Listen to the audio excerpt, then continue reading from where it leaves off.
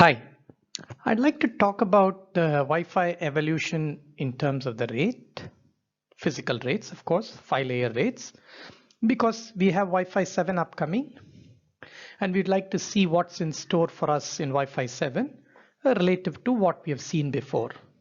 My name is Shrikant and I'm with NanoCell Networks.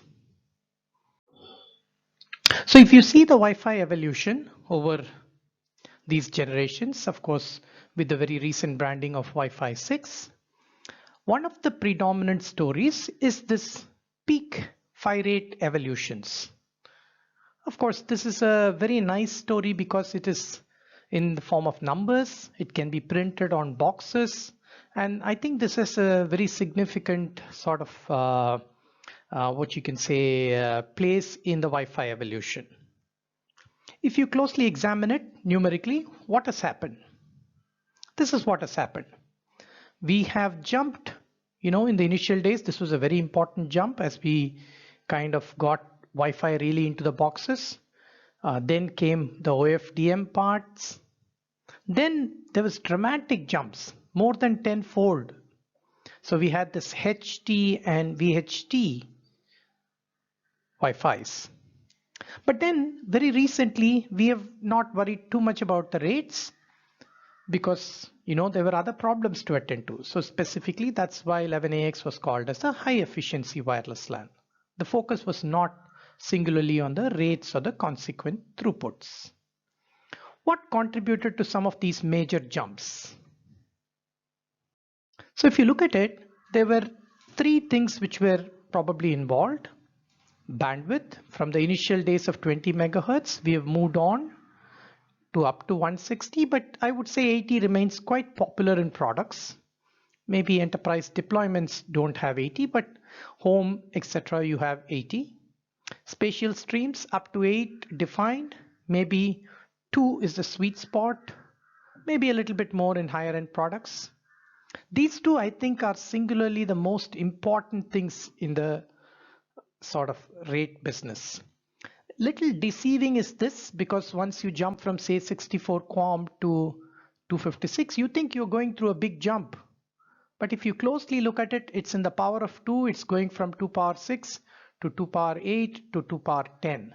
Okay, not that big a jump in every generation, and it's quite tough as well.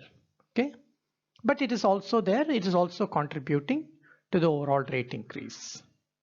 So if you now look at where 11AX, why 11AX did not jump, for that we just look at the previous generations.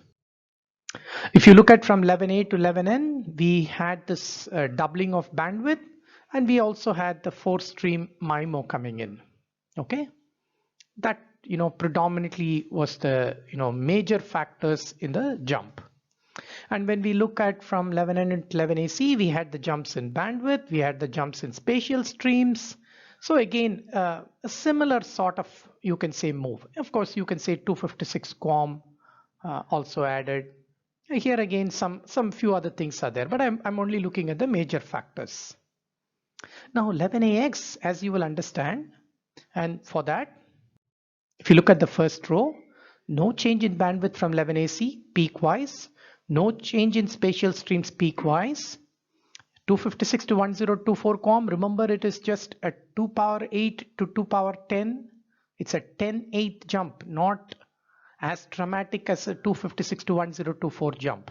Okay, and a few other things which made it slightly more than 11AC, especially considering that the previous gens had these kinds of leaps. We have only a minor leap. Of course, the focus was on high efficiency.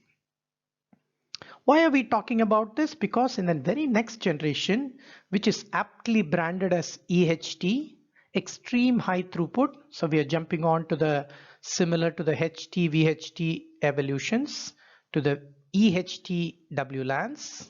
Okay, there we have a close to a 5-fold jump, at least on a single sort of link. And that comes because we have a doubling of bandwidth possibility. We have a doubling of spatial stream possibility. We have a small increase due to the QAM. So that could be a number which could be bandied about. But that's not the end of the story, because we also have another feature called multi-link, which can take us much higher than this. Okay, I would say somewhere close to maybe 70-80 gigabit per second as an absolute peak could be possible. Okay, so this means that we would be in the bracket above 5, greater than 5 as far as peak rate improvement. Of course, real life products will not necessarily match that, but you know that products are sold with the generations touting the the wholesale advantage of the peak rate improvement. So get ready for this peak rate, you can say, advertisements coming to Wi-Fi maybe in 2-3 years down the road, when Wi-Fi 7 will be ready for prime time. So for more videos, please take a look at our website. Courses on Wi-Fi 7 going to be available through Wi-Fi Now Academy. So I hope you can join us. Thank you.